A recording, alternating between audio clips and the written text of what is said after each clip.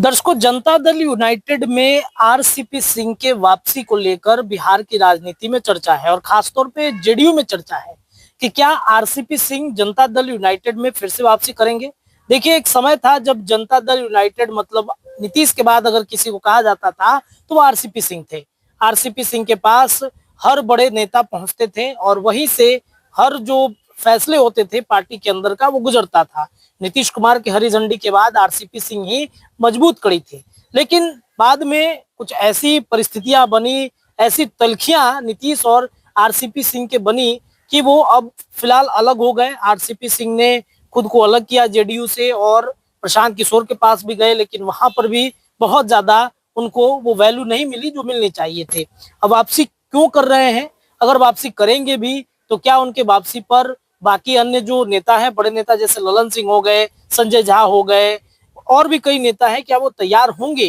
क्योंकि ललन सिंह का एक बयान हाल के दिनों में देखने को मिला है कि उन्होंने जिस तरीके से आरसीपी सिंह पर इशारों इशारों में कई तरह की बातें कही हैं, तो ऐसा लग रहा है कि उनकी नो एंट्री आरसीपी सिंह की लग गई है। इस विषय पर बातचीत होगी। हमारे साथ ब्रेकिंग बिहार के पत्रकार सुमन जी हैं।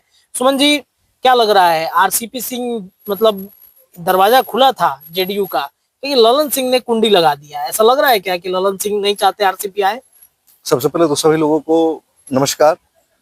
और देखिए, ये सवाल तब से तैर रहा है जब 9 जनवरी को पटेल भवन में दही चूड़ा कार्यक्रम किया गया था और उस कार्यक्रम में नीतीश कुमार और आरसीपी सिंह दोनों लोग आए थे। हालांकि उन दोनों लोगों का आमना सामना तो नहीं हुआ था, लेकिन फिर भी दोनों लोग आए थे और नीतीश कुमार के बारे में आरसीपी सिंह से सवाल किए गए।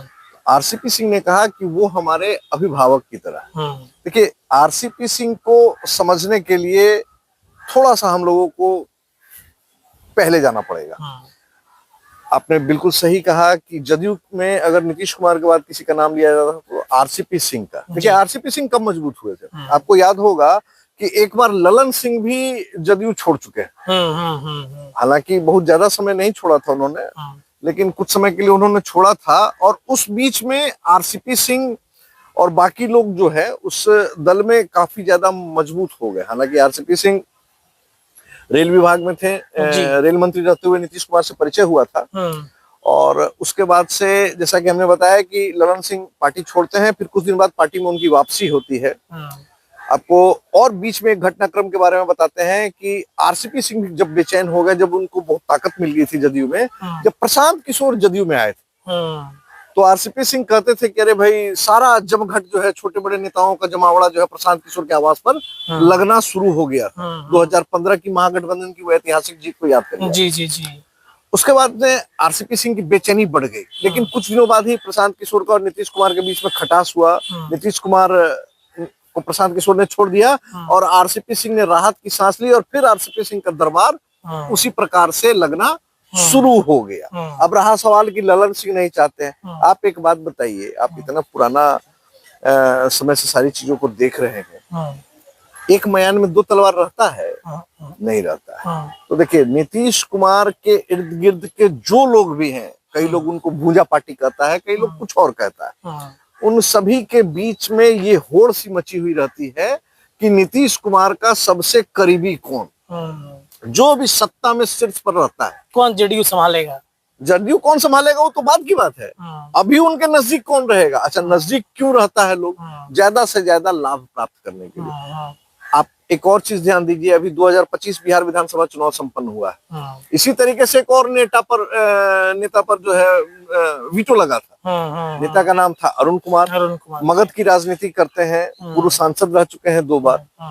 उनकी भी घर वापसी हो रही थी। नीतीश कुमार के बारे में काफी अपशब्द उन्होंने आरसीपी सिंह की तरह कहा, हालांकि उन पर तो बाकायदा केस हुआ था। अनंत सिंह वाले मुद्दे पर कहा था छाती तोड़ दूंगा, याद है ना? बिल्कुल।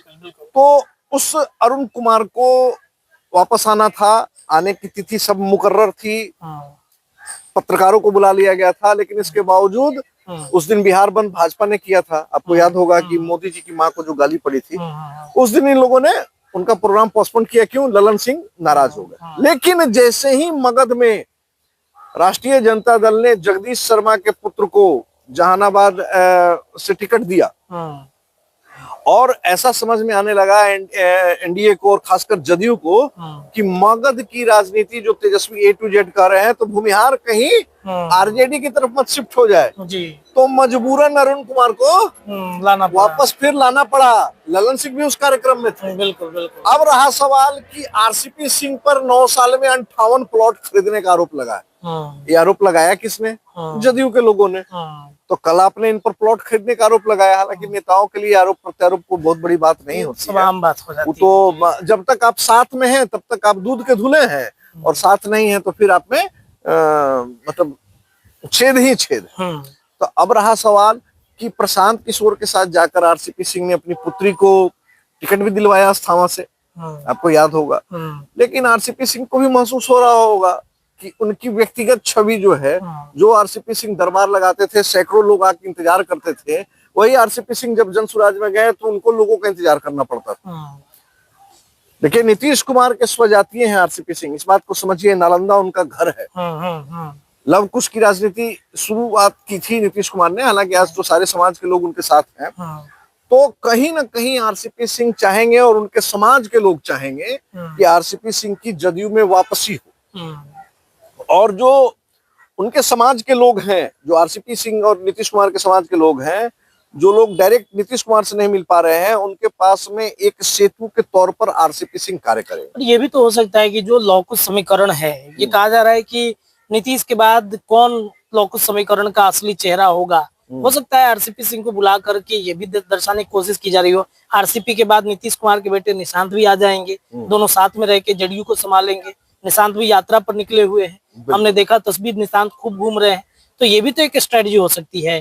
बिल्कुल, आपकी बातों से इनकार नहीं किया जा सकता है। बिल्कुल, ये भी स्ट्रेटजी हो सकती है कि इसी बहाने पुराने साथी को भी लाओ और निशांत कुमार को भी जो है मजबूत कर दो। भाई, कोई एक सहारा चाहिए ना। अब नीतीश कुमार तो हर एक चीज नहीं करेंगे, नीतीश कुमार तो हर जगह साथ में जाएंगे नहीं, मुख्यमंत्री हैं, उनके पद की अपनी गरिमा है। तो उनके साथ में कोई एक ऐसा समाज का आदमी भी लगा होना चाहिए। देखिए, हर पार्टी कहती है कि हम ए टू जेड की बात करते हैं, लेकिन अंदर खाने सभी लोग जानते हैं कि हर पार्टी का एक जाति विशेष का वोट बैंक होता है, जो उसका आधार होता है। बिल्कुल बिल्कुल। चाहे आप लोजपा की बात करें, चाहे भाजपा को कहा जाता है बनिया का पार्टी, सवर्ण का पार्टी, आरजेडी को कहा जाता है मुस्लिम यादव का पार्टी, लोजपा को कहा जाता है पासवान का पार्टी, जदयू को लव कुश। तो हर पार्टी अपना वोट बैंक जो बेस है, आधार वोट, उसको बनाकर कार्य करना चाहती है।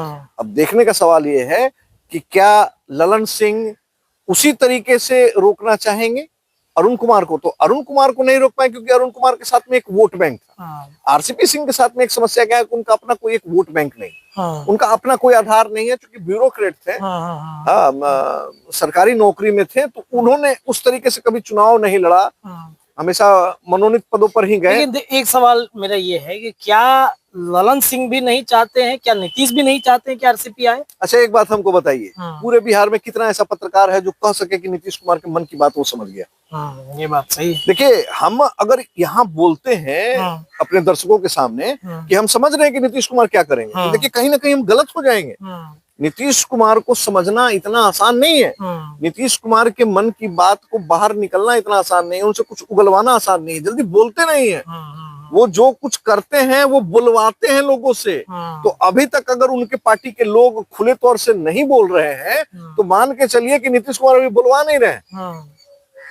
नीतीश कुमार का इतिहास रहा है भाई कि वो तो लोगों से बुलवाए हैं, उन्होंने कभी खुद की बात मन की बात नहीं कही है। चलिए देखिए, तो ललन सिंह ने आरसीपी का रास्ता रोका है, कितनी सच्चाई है इस बात में ये तो आने वाला वक्त बताएगा, जब आरसीपी सिंह की एंट्री जनता दल यूनाइटेड में हो जाएगी। नीतीश चाहते हैं या नहीं, क्या ललन सिंह के मार्फत नीतीश बुलवा रहे हैं? कई तरह के प्रश्न हैं, इन प्रश्नों का जवाब भी आने वाले डिबेट में हम लेते रहेंगे। फिलहाल के लिए इतना ही, बहुत बहुत शुक्रिया।